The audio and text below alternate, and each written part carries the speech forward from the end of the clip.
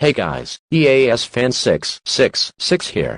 And today I will explain the reason why I haven't made any emergency alert system mocks or scenarios in a long time. To start off with, I heard there was a Clay Ranger 143 situation, and it just keeps getting worse with this supporter named Natalie. She has been defending users like Supernova and Saren with her community tab. They will be shown on screen. As you can see, she is attacking users that are on Supernova's side. To admit it, I'm on Supernova's side as well, which means she could attack me as well. Not only that, she could also attack Aesthetic Pastel Knight 2k6. So enough of that situation.